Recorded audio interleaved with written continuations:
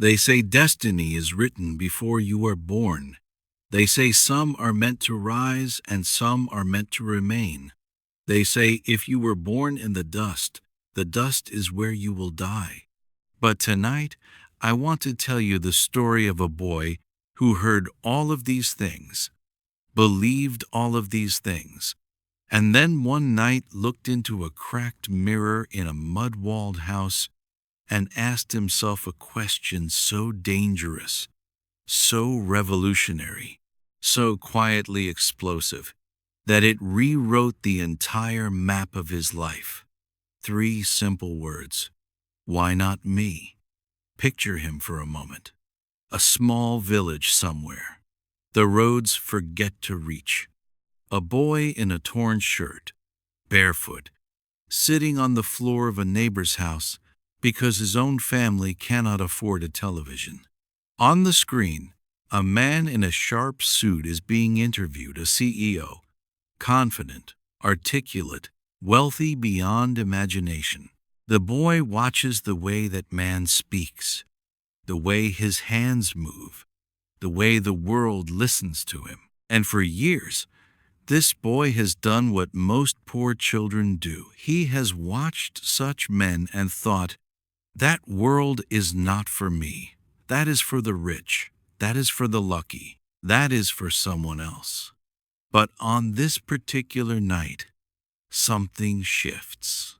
He walks home in the dark, enters his tiny room, and stands in front of a broken mirror hanging on a nail. He sees a thin face, hungry eyes, a shirt with holes, and for the first time in his life, he does not cry. He gets angry, not at the world, not at his parents, not at God. He gets angry at his own silence, his own smallness, his own acceptance. And from somewhere deep inside, from a place he did not know existed, a voice rises. That man on the screen was once a boy too. He was once nobody too. So why not me? This, my friends, is turning point 1. This is the moment a victim becomes a warrior. And I want you to understand something crucial about this moment. Change does not begin when you are sad about your life. Change begins when you are angry about your life. Sadness makes you cry into your pillow. Anger, the right kind of anger, the sacred kind of anger, makes you get up and do something. If you are watching this and you are unhappy with where you are, do not run from that feeling. Do not numb it with entertainment. Do not drown it in complaints. Let it burn. Let it become fuel. Because the day you become truly furious with your own excuses is the day your life begins. The next morning, the boy walks up to his father, who is sitting outside sharpening a tool for another long day of labor. And with a trembling voice, he says, "Baba, one day I will be a great man. I will change our lives."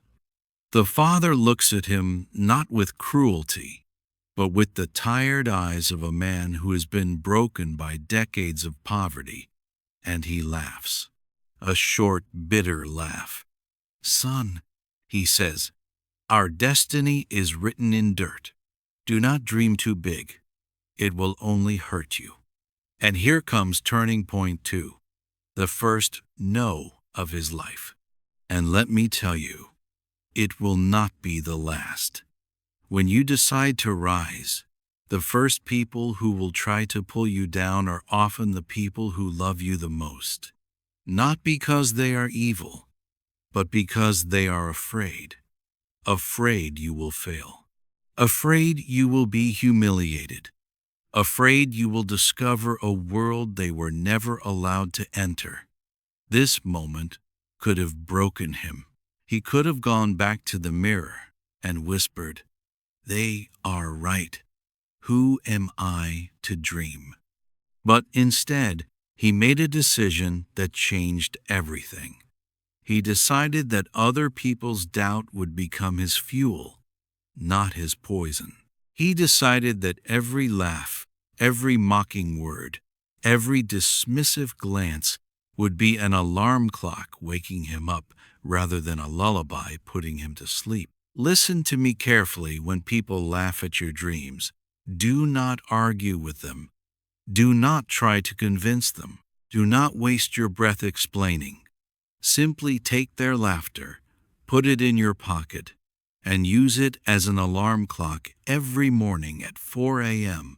when the rest of the world is asleep and you are working on your future. The years pass. The boy has left the village. He is now in a small city, doing small jobs, sleeping in a small room. And one evening, he is walking home with a few coins in his pocket, enough for either a meal or a book he has seen on a footpath. An old worn-out book about business and thinking and success. His stomach is empty. His hands are cold. Every logical part of him screams, "Eat! You need food! You can buy the book next week." But something in him remembers that voice in the mirror. He picks up the book. He walks home hungry. He lies on the floor that night, his stomach growling. And he opens the book. And in that hungry darkness, he learns a lesson that will change the rest of his life. The difference between an expense and an investment. This is turning point 3. And I want you to hear this loud and clear. The difference between the rich and the poor is not always money. Very often, it is priorities. The poor spend on what feels good today. The rich invest in what will pay tomorrow. The poor buy things that lose value. The rich buy knowledge, skills, assets, and time. If you cannot even go one night hungry for your dream, then perhaps your dream is not yet strong enough. Because every person who has ever risen from nothing has sacrificed something the average person was unwilling to sacrifice. What are you willing to give up so that your future self can thank you? Comfort? Entertainment? Sleep? Social approval? The boy chose the book over the bread, and years later, that book would feed him for the rest of his life. Now, do not misunderstand me. The story is not a smooth climb from here, because next comes turning point 4, the failure. He starts his first small business. He pours everything into it, his savings, his time, his hope, his identity. And in 3 short months, it collapses. Completely, utterly. The people who laughed at him now laugh louder. "We told you," they say. "We told you your kind cannot do such things. Go back to labor. Go back to your place." He locks himself in his room. He does not eat for 2 days. He stares at the ceiling and asks himself questions no young man should have to ask alone. Was my father right? Was the mirror wrong? Am I a fool?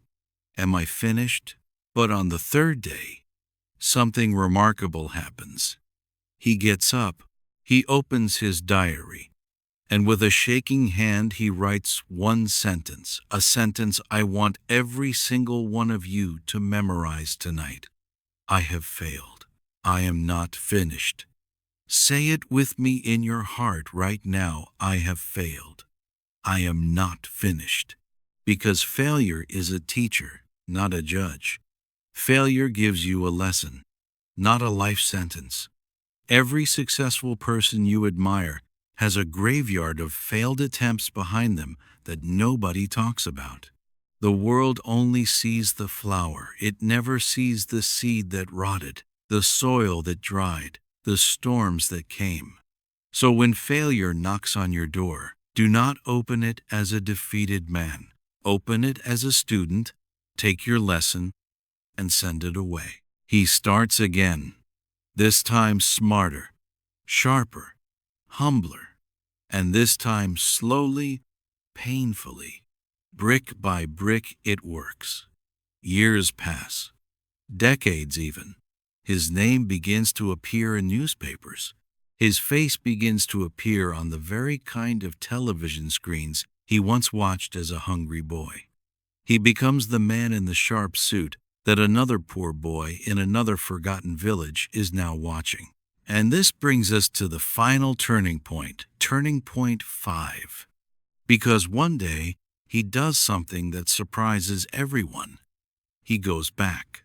He goes back to that same village where they called him a fool, where his father once laughed at his dream, where the cracked mirror still hangs on a nail in a mud-walled house. But he does not go back for revenge. He does not go back to prove anything to anyone. He goes back to build a school, a simple, honest school, where every child, no matter how poor, no matter how forgotten, will be taught not just mathematics and language, but something far more powerful. They will be taught to stand in front of a mirror and ask themselves 3 words. Why not me? Because he understood something that only truly great people ever understand. Real success is not what you gather for yourself. Real success is what you awaken in others. Real success is when your story becomes the spark that lights 1,000 more stories. And now I turn to you. Yes, you sitting there, listening, perhaps tired, perhaps discouraged, perhaps convinced that the world is not for people like you. I want you to hear me clearly tonight. Your background is not your destiny. Your address is not your identity. Your father's income is not your ceiling. Your village, your accent, your torn shirt, your empty pocket, none of these things get to write the final page of your story unless you hand them the pen.